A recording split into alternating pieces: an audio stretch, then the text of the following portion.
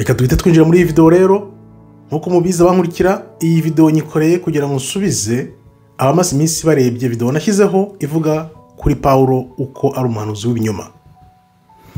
Byinshi byaranditswe biravugwa, ariko Uwiteka Imana aranshoboje kugira ngo nze mbahe gihamya zifatika, ahasigaye nimwe mwifatira umwanzuro wo kumenya ukuri nukuhe. Haravuga bati urabeshya, duha imirongo byibuze 5 yerekana ko Paulo yari uw'ibinyoma. Abo ngabo ntago mbahe 5 gusa, ahubwo ndabaha 10, kuko iki ni igice cya mbere gusa. Igice cya kabiri nacyo kizajya gifite indi mirongo 20. Urebye neza wasanga ahubwo biriya bintu byose bya Paulo ari ibintu bakoporeye nkuko nabivuze. Tuze tubirebe, wihangane. Ntago nkubwira uyu munsi ngo kandeho like, ntukandeho like, ntusubscribing, ntusharinge, ahubwo umbabarire wihangane.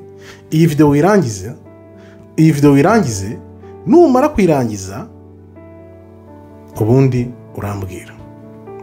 Aravuga bati ama content muzana nayo gushaka views n'ibiki byose. Video maze kugira hano sinzi ni zingahe, reka nzibuke, ndumva ari 600 na reka nzirebe. Maze kugira ama video arenga 600 kuri channel, nta ni faranga niri na rimwe bya YouTube nari nafata cyangwa nari narya, nta na rimwe, kuko negeze kugira umutima wo gushaka kumonetizinga. Noneho umutima urambwira ati kora monetize, nawe ushobora kuba monetize. Ijwi rirambwira koko nawe ugiye gutengurwa, utenguhwe n'akamanyu k'umutsima. Ijwi rirambwira ngo akamanyu k'umutsima koko gatume utengwa ku ijambo ryanjye, ko naguhereye ubuntu watangiye ubuntu. Ndebye aho Uwiteka Imana yamvanye, ndavuga ibi bintu reka nkurikira Uwiteka. Ndakomeza ndabwira Imana nti noreka nanjye nungurukaho ndebe ukuntu abantu bamonetizing.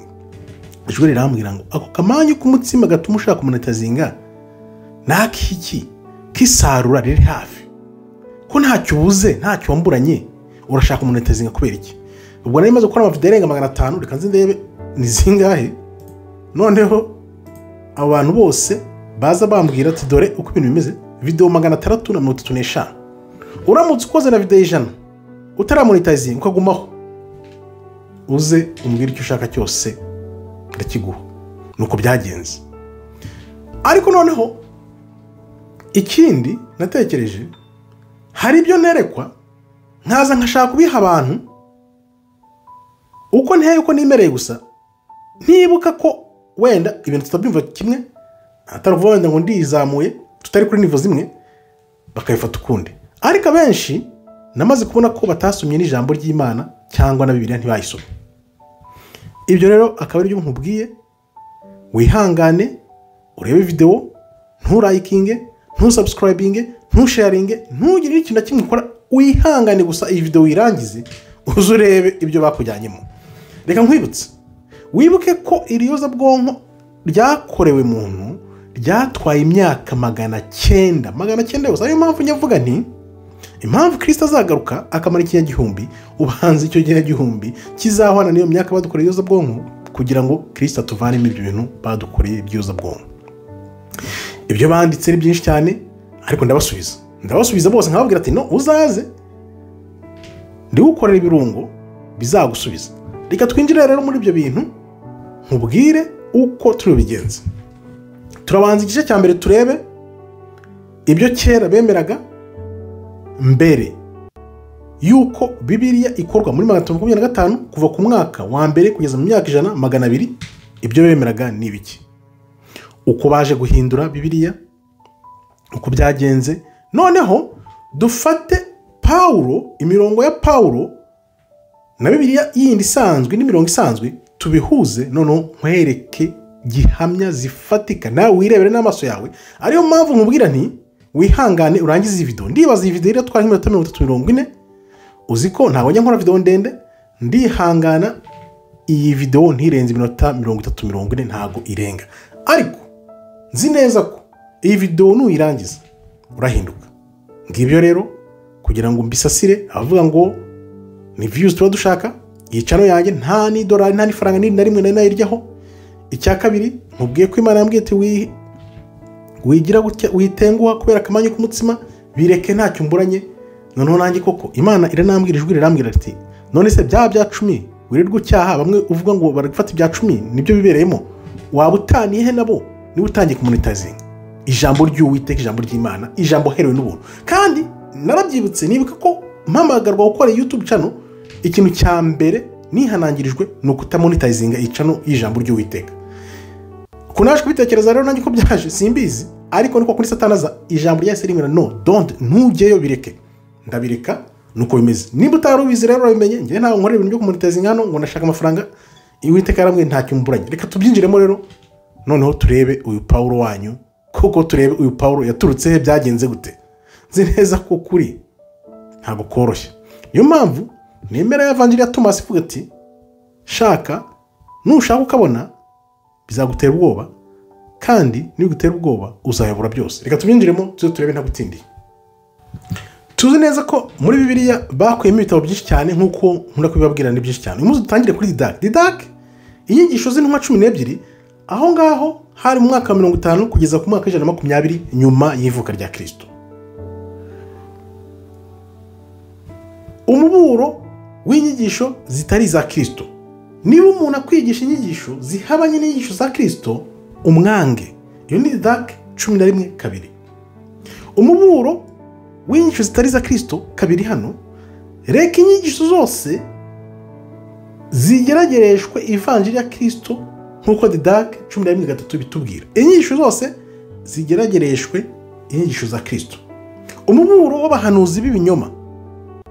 Ntabwo buri muntu wese avuga mu mwuka ari umuhanuzi, keretse gusa ubaho akurikije inyigisho za Kristo.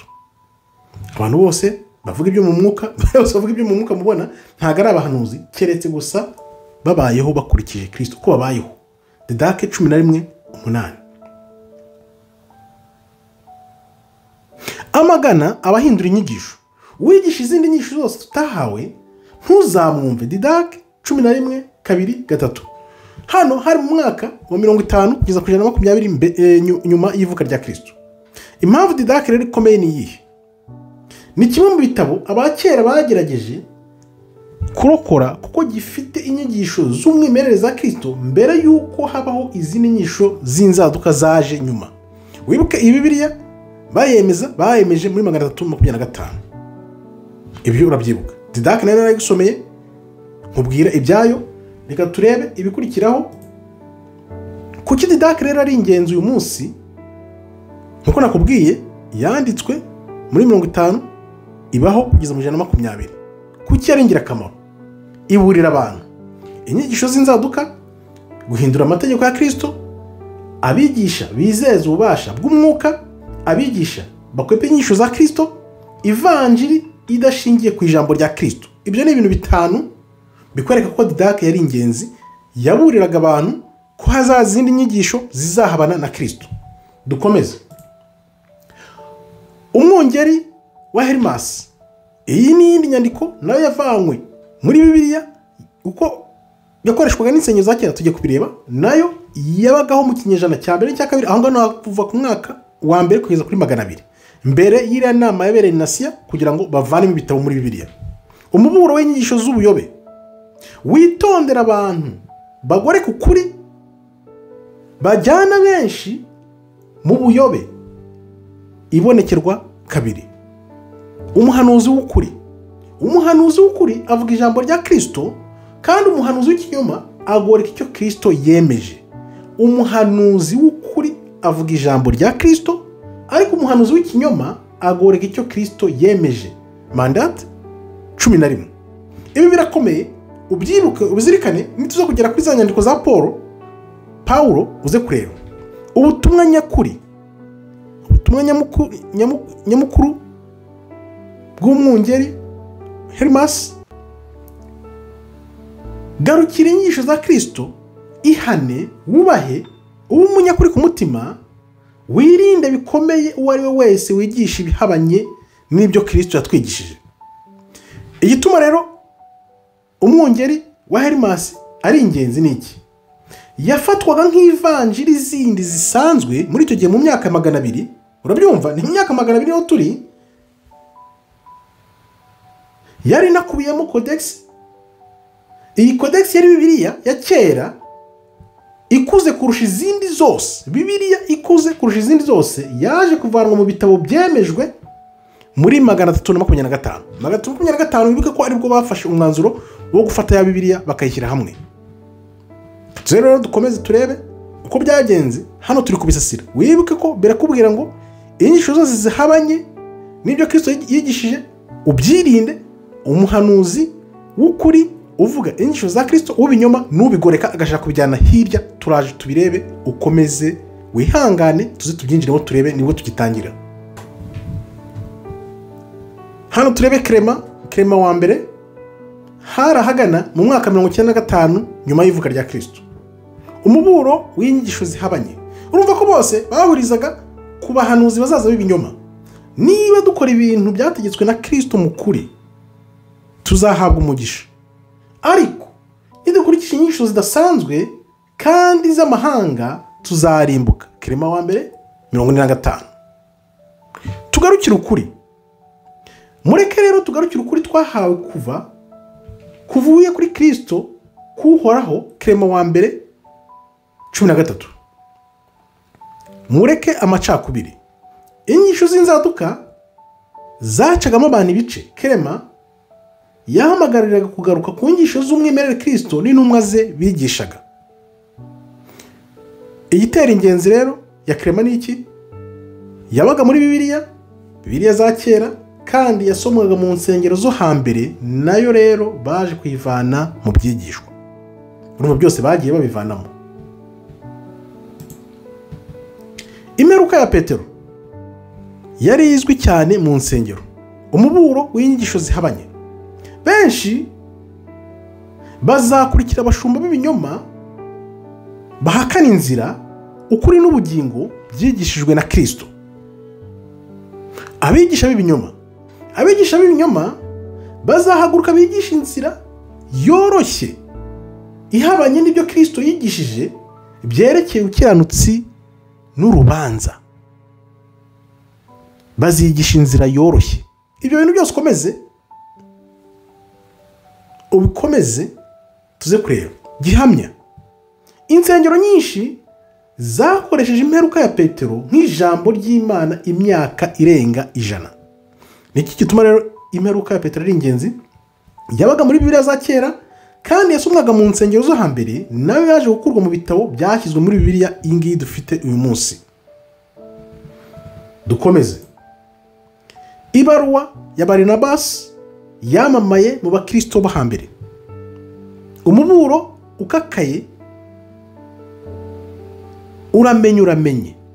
Ntuzigire ukurikira abongera ku nyigisho za Kristo. Ntuzakurikire abongera ku nyigisho za Kristo. Abigisha b'ibinyoma. Irinda abigisha b'ibinyoma. Komera ku nyigisho hawe. Barinabasi 4-5. Ubutumwa ni ubuhe? Inyigisho yamagana bikomeye izindi nyigisho zongerewe mu nyigisho nyuma kandi zihabanye n'ubutumwa bw'umwimerere Kristo yatanze. Kuki rero iyi baruwa ya Barinabasi ari ingenzi? Nayo yabaga muri Bibiliya za kera kandi yasomwaga mu nsengero zo hambere, nayo yaje gukurwa mu bitabo byahizwe muri Bibiliya dufite iyi mu kinyejana cya 2. Dukomeze. Intumwa 23:6 ibyakozwe n'intumwa. Hano Paulo arivugira ati ndi umufarisayo. Paulo ubwe ni ubyivugira. Paulo ubwe arivugira ati ndi umufarisayo. Ibyakozwe n'intumwa 23:6. Ibyakozwe n'intumwa 23:6. Bagabo bene data, ndi umufarisayo, ndi umwana w'abafarisayo, abanyita umufarisayo ubwo mubonye wanyawe. Mwewe munyita umufarisayo mubonye wanyawe kari Paulo. Kwinyuramo rero kwa Paulo, Yakobo na Petero bashyizweho na Kristo, ariko Paulo ubwe we yishyizeho wagira ngo ni ikimanuka. Gushyigikira idini. Paulo atuma idini rikugira umuntu muto kandi kirisito akubwira ngo wabuke ukore ibintu bitangaje nk'ibyo yakoze unarenzeho. Matayo 7:15, mwirinde abahanuzi b'inyuma baza aho muri basa n'intama ariko imbere ari amasega aryana gusa. Kristo na Paulo batangira he? Kristo arakubwira ngo nta kintu na kimwe utashobora, Paulo akakubwira ko kwiberaho mu bwoba n'ikimwaro ari byo bintu byawe. Reka turebe ibindi byose, turebe iyo mirongo noneho yose tuyifate, dushyire Paulo aha, dushyire na Kristo hano, turebe uko byagenze. Turebe rero gihamya ya mbere. Ese ninde abantu bagomba gukurikira? Hari ibumoso dufite Paulo, iburyo dufite Kristo. Abakorinto ba mbere 4:16. Nuko rero ndabinginga kugira ngo munyigane. Paulo arimo arabwira abantu ngo bamwigane. Abakorinto ba mbere 11:1. Mukurikira urugero rwanjye. Uwo ni Paulo, nkuko nanjye nakurikiye Kristo. Mukurikira urugero rwanjye. Abafilipi 3:17. Mugere ikirenge mu cyanjye muhuje imitima. Urumva ko Paulo arabwira abantu bose ngo bamukurikire. Ariko wumva ukuntu Kristo avuga. Petero wa mbere 2:21. Mukurikire Kristo wenyine kuko yababajwe ku bwanyu. Kristo wenyine niwe mugomba gukurikira kuko yababajwe ku bwanyu. Yohana wa mbere 2:6. Uvuga ko abaho muri Kristo agomba kubaho nk'uko Kristo yabayeho. Dukomeze gihamya ya kabiri. Ese hari ukwiriye kwitwa data? Paulo arakubwira ngo mu Bakorinto ba mbere 4:15, muri Kristo nabaye data wanyu binyuze mu ivanjiri. Paulo arakwibwira ngo ni data ngo binyuze mu ivanjiri. Noneho Kristo akakubwira muri Matayo 23:9, kandi ntimukagira umuntu n'umwe wo mu isi mwita data. Ahangaha wambwira ninde ubeshya? Reka turebe gihamya ya gatatu.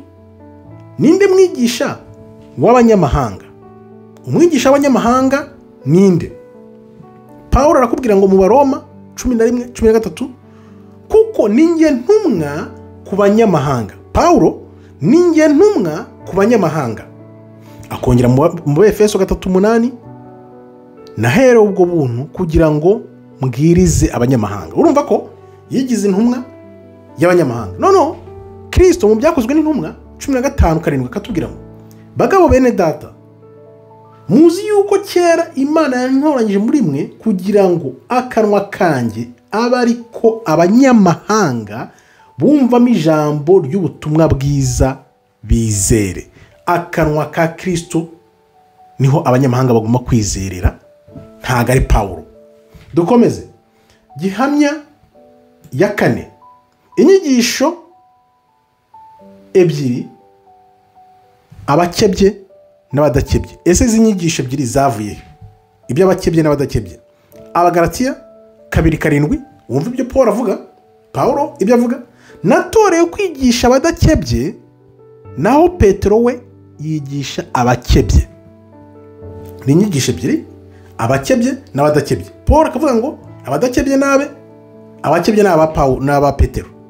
Muri Mariko 16:15, mwigishe abaremwe bose ubutumwa bwiza. Kristo aravuga ati mwigishe abaremwe bose, nta kubatandukanya, ubutumwa bwiza.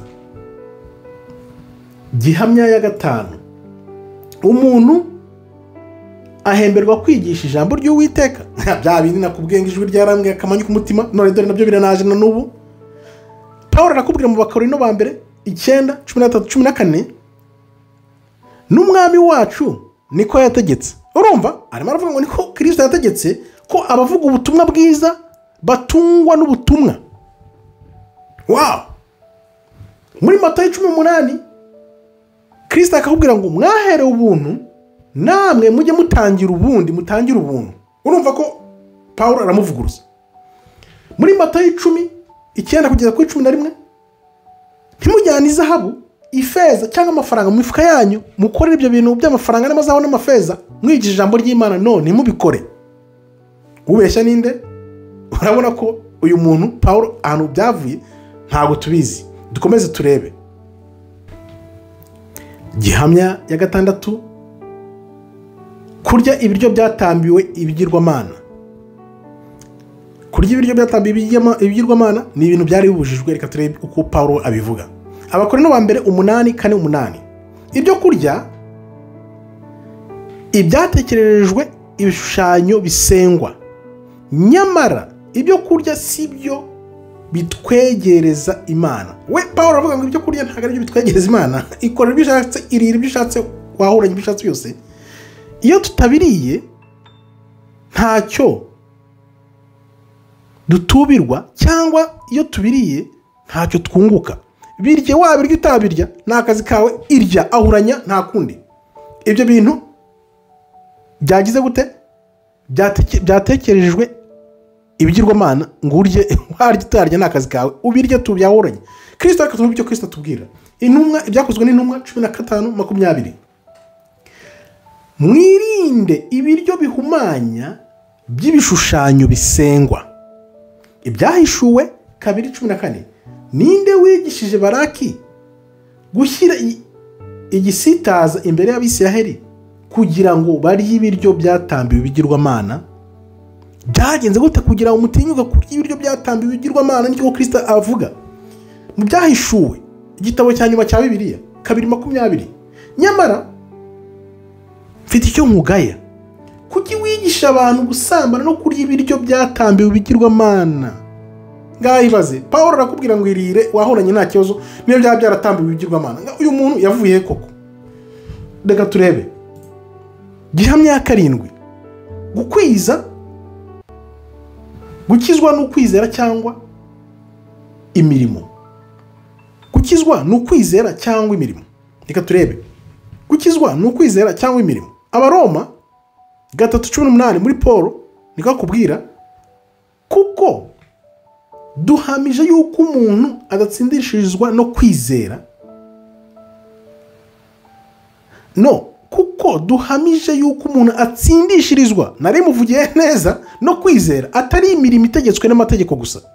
Urumva ni ijwi rinjemo riravuga ati umuntu ntago atsindishirizwa gutyo. Ntago ariko bimeze. Ngo umuntu atsindishirizwa no kwizera gusa, ntago ari imirimo itegetswe n'amategeko. Abefeso 3:8.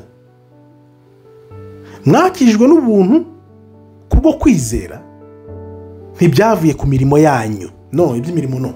Kristo muri Yakobo 2:17-24 wumva uko atubwira,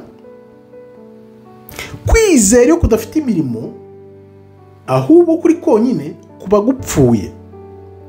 Nyereka kwizera kwawe kutagira imirimo, nanjye ndakwereka kwizera kwanjye kugaragazwa n'imirimo yanjye.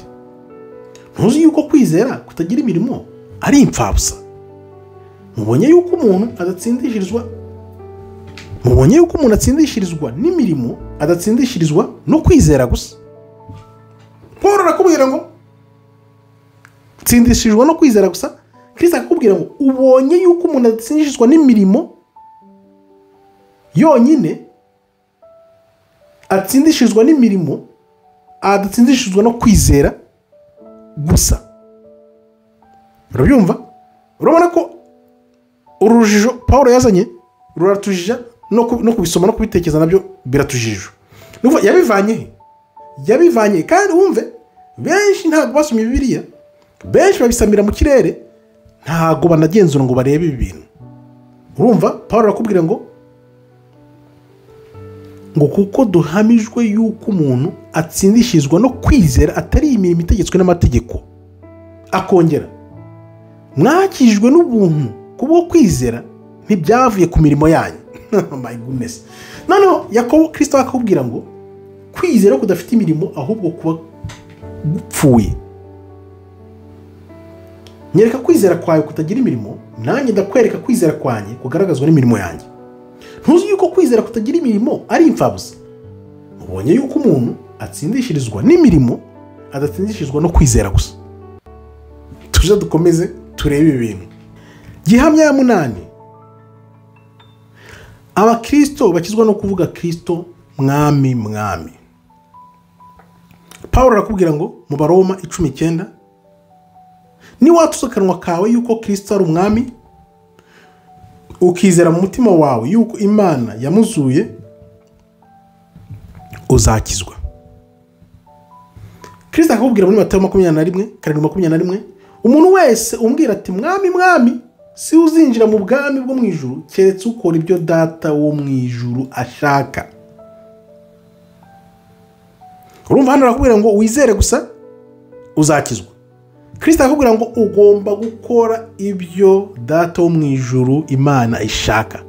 Benshi bashobora kubivuga bakabivuga ku munwa gusa, ariko ubayehute, ubaho ubuzima Kristo yatwigishije kugira ngo tubeho ko Imana ibishaka. Nsubiza Gihamya ya 9. Gihamya ya 9 ndabona ntayihari, reka turebe.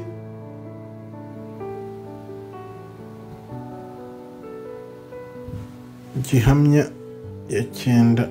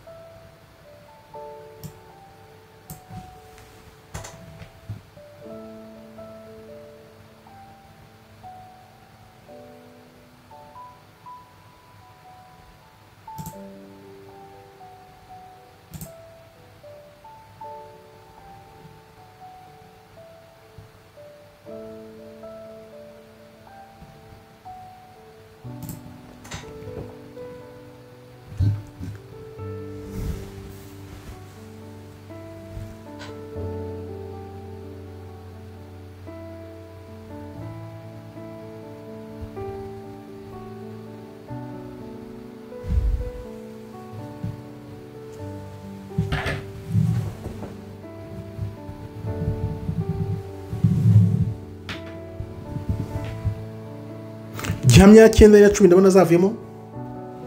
Reka dukomeze kuri Gihamya ya 11. Ese kugira mwuka wera bivana abantu ku mategeko? Pawulo arakubwira mu Bagalatiya 5:18, ariko niba muyoborwa n'umwuka ntimuba mugitwarwa n'amategeko. Ufite mwuka wera nta gutwarwa n'amategeko. Kristo akatubwira muri Ezekiel 36:27, kandi nzabashyiramo umwuka wanjye. Ni Imana itubwira hano muri Ezekiel, ntume mugendera mu mateka yanjye, mukomeze n'amategeko yanjye muyasohoze. Urumva Pawulo arakubwira ngo niba ufite mwuka wera, iby'amategeko ntubugitwarwa nabyo, birarangiye. Muri Ezekiel akubwira ngo Imana ubwayo ikakwibwirira ngo kandi nzabashyiramo umwuka wanjye, ntume mugendera mu mateka yanjye, mukomeze n'amategeko yanjye muyasohoze. Gihamya ya 9 n'iya 10 ndabyibutse. Nikaze nyigushakire, ngomba kuyishaka. Pawulo aravuga ngo itegeko risumba yandi ni irihe? Nikaze nyishaka aho iri, ngomba kuyishaka nkayibona byanze bikunze.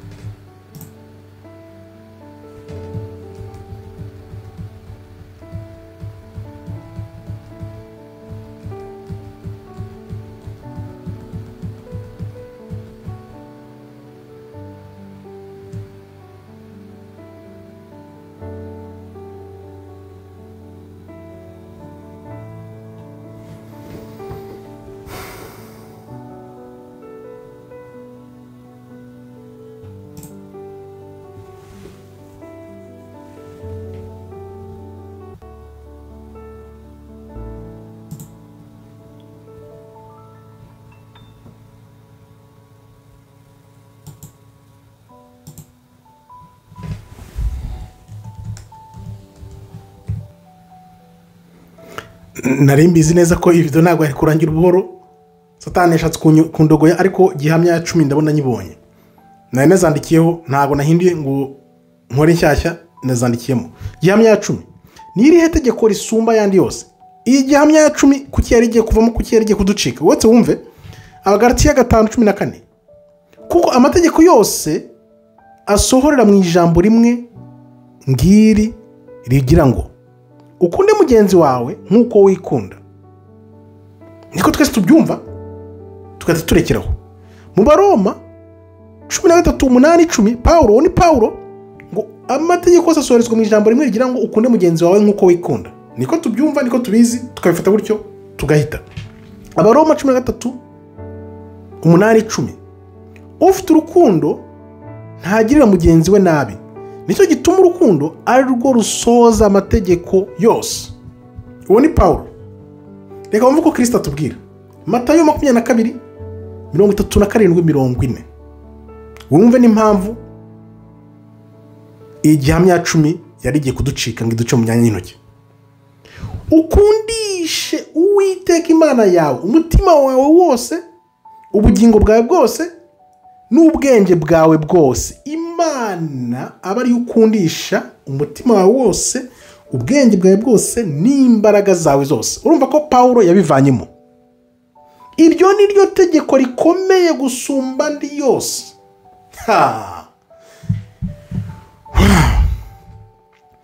Bino bikwereka ko bashatse gupfobya Imana. Ukunde mugenzi wawe kuko bazi ko abantu badakundana nyine. Ibi bintu bya Paulo ni ibintu byahimbwe, byagizwe ubwiru, barabihimba barabizana. Umve nyine Paulo arakubwira ngo ukunda mugenzi wawe nkuko wikunda, birangira ngo ariko Kristo arakubwira ngo itegeko risumba yandi yose ukundisha Uwiteka Imana yawe umutima wawe wose, ubwenge bwawe bwose, n'imbaraga zawe zose. Iri ni ryo tegeko risumba yandi yose. Irya kabiri rimeze nk'iryo. Irya kabiri ukunde mugenzi wawe nkuko wikunda. Urumva ko Paulo yafashe rya kabiri ukunde mugenzi wawe nkuko wikunda, arigumishaho noneho avanamo ukunda Imana n'umutima wawe wose, n'ubwenge bwawe bwose, n'imbaraga zawe zose, byose abivanamo. Udakunze Imana yawe wakunda iki? Urumva uyu Paulo abantu bose bari kudefanda bavuga ngo ni umuntu w'umunyakuri. Ngaho mbwira nawe.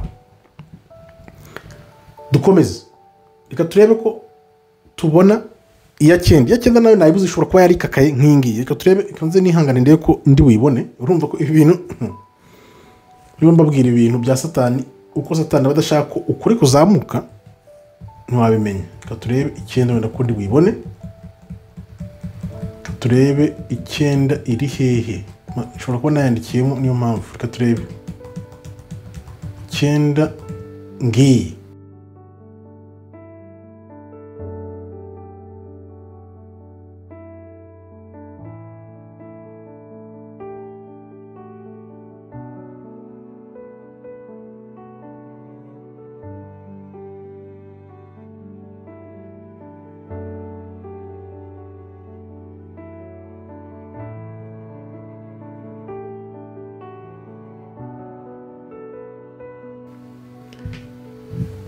Icyenda nayo ndayibonye. Reka tuze tuyinjiremo turebe 9. Gihamya 9. Ese amategeko aracyakurikizwa? Urumva ko ibi bintu byari bigiye kuducika by'ingenzi. Ese amategeko aracyakurikizwa? Abaroma, uwo ni Paulo 6:14. Ibyaha ntibikabategeke kuko mudatwarwa n'amategeko ahubwo mutwarwa n'ubuntu. Ibyaha ntibikabategeke kuko mudatwarwa n'amategeko ahubwo mutwarwa n'ubuntu. Urumva? Abaroma 7:6 uwo ni Paulo. Ariko noneho ntitugitwarwa n'amategeko, turi imbata mu bubata bushya bw'umwuka butari bwa bundi bwa kera bw'inyuguti. Kristo akaza akatubwira muri Matayo 5:17-19 sinaje gukura amategeko n'ubuhanuzi ahubwo naje kubisohoza. Ari handi navuze naje kubikomeza. Abantu wenda babyumvise nabi, reka nanjye nkoreshe kubisoza, kubikomeza no kuvuga ntabwo byavuye no kuzubyumve. ijuru n'isi kugeza aho bizashirira amategeko ntazavaho inyuguti n'imwe cyangwa agace gatoya kayo, bizavaho birakomeza nyine. nuko uzica rimwe muri ayo mategeko naho ryari ryoroshye hanyuma y'ayandi akigisha abandi kugira batyo, mu bwami bwo mu ijuru azitwa muto rwose.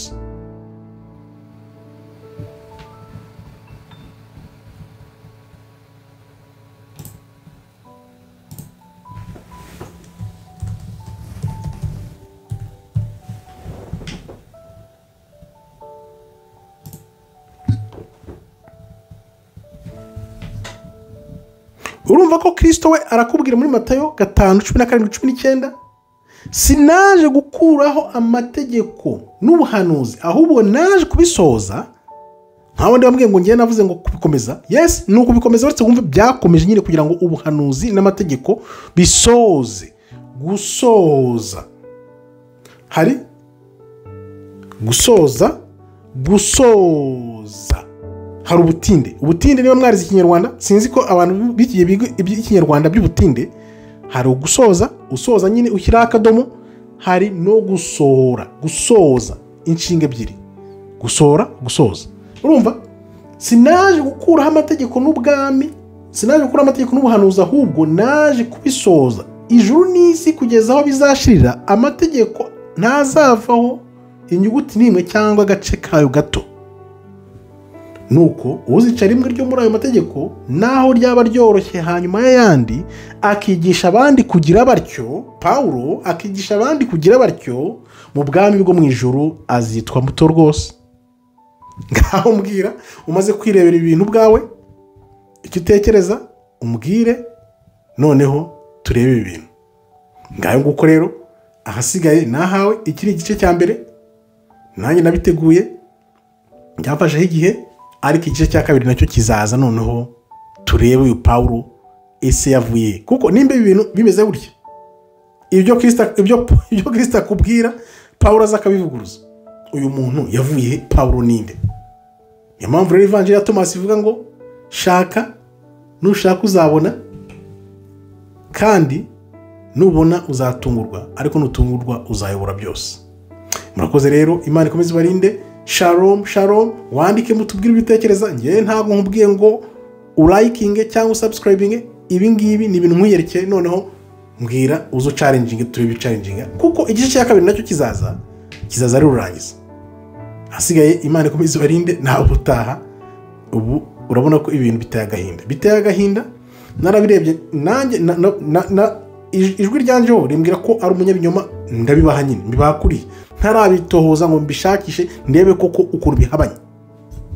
urabona ko bigaragara ko Bibiliya yose barayiyunguruye kugira ngo tugire ijambo ry'umwimerere ko ryamye rimize kera, tuziyuhakuye.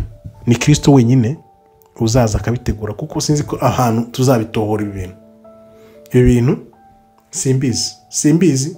biteye agahinda, kuko urebye imyumvire y'abantu ahiri. nibyo ejo bundi nabitekerejeho. abazungu baraturangije urebye nk'ibi bintu. tekereza suko ejo natekereje, aba bazungu bafite isi yabo iz'ukuri uko guteye, ariko kubera ko ataribo barazwe ukuri, ntibashaka ko twebwe tunava no muri iyozabwonko. urumva badusanze aho twari turi, badukorera iyozabwonko, badutsindageramo ibinyoma, turi nyuma nk'inshuro 4-5. none abo bantu mpanganye nabo baza bancaringa bambwira ngo urabeshya, bari muri iyo myumvire ya 5 nyuma y'iyozabwonko. bose nzahuriraho nabo koko. nibyo natekereje kandi numva ngize agahinda bw'abantu. muhumuke ngaho Pawulo nabivuga no kubivuga byananiye. reka nze ndebe ukuntu mbivuga. ndabivuga gute?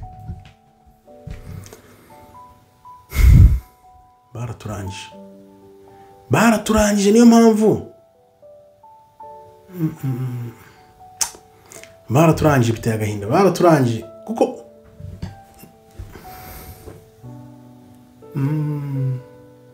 niyo mpamvu bishe abantu bafatanaga ibitabo basomaga bakabakeba bakabotsa bakabateka mu mavuta kugira ngo hatagira undi muntu wongera kwiga ijambo ry'Uwiteka. Ibi bintu bizasigasirwa bigenze gute?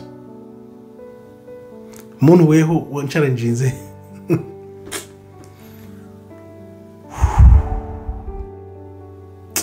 mugire icyo mumubwira yewe birandenze ibyo ni bike bya bindi njya mu by'ibitabo byavangwa mu biki byose dufite Bibiliya ubwayo ibyo bayikoreye urabyiboneye aka ni agatonyanga ngaho ibaze noneho nk'abantu babaye nk'ijana tugashakisha hamwe twese ijana, amaherezo twasanga Bibiliya yose barayigosoye umurongo ku murongo, kiba ari ibintu umuntu abona wewe ubihakana. Hari uri buza akavuga ati ibyo ntabyumva, nagushyiriye hamwe wenda nshobora kutagira inyurabwenge y'34 10 20 ibyo bintu bibaho koko? Nimba bibaho nimba ari ukubyumva komera, ushaka kumva ukuri aze mu kuri, ariko biteye agahinda mana. Ntabwo navuga ko cyo byemeye ko ngenzi impamvu gutera kwa 2 28 48 kugeza kuri 38 kuzamuka, ariko nyine twihangane, Imana izongera iduha umwuka n'imbaraga n'ubasha bizatuvana muri iyo zo bwongo. Uziko ibintu bikomeye, niyo mpamvu ntajyaga numva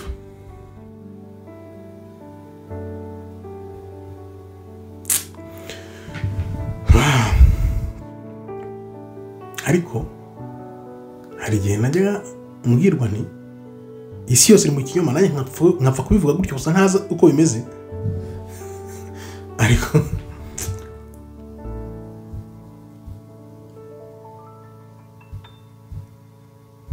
byatwaye imyaka 900 yose ngo batugire uko tumeze. 900 imyaka 900.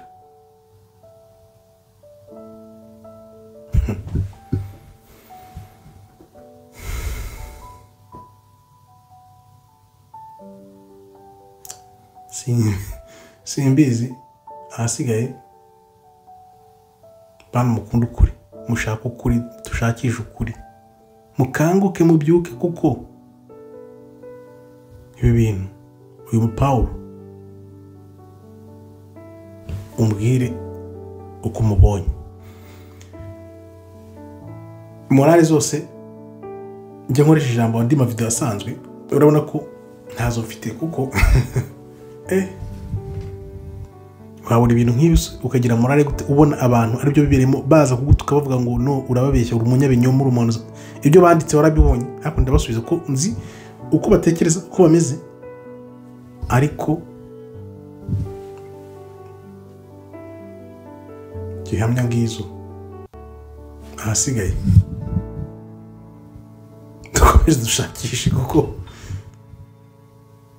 hari ibyo ndi kwiga binyereka nivo z'ubutungane kugira ngo ugere kuri izo nivo. Niyo mpamvu naratuje, naribeshyaga ngo nzi ijambo, ngo nararimenye nk'ibi byose nanjye ntabwo nari mbizi. Ibi byose bitewe n'abantu baje banyataka bavuga ngo ndababeshya, niyo batumye njya gucukumbura nshaka ibintu byose. Bita bishimangira ya evanjiri ya Thomas ko ari y'ukuri, nayo bayivanye muri Bibiliya, bayikuyemo. Ntacyo badusigiye gusa nuko Imana ihari yaduhaye Kristo, tukamenya ko ari Kristo nyine ahari, nawo ko bamugenje bamwivuganye bazi ko bizarangira, ariko ni Imana nyine. Ijambo n'izina rye biranditse ko rizahoraho iteka. Nicyo kintu cyonyine cyadukijije, kubera ko ibyo banditse kera kuri Kristo ntago babashije kubimaramo byose, ahubwo bongereyemo ibyabo, noneho bafata abantu bose babajyana ku isezerano rishya gusa.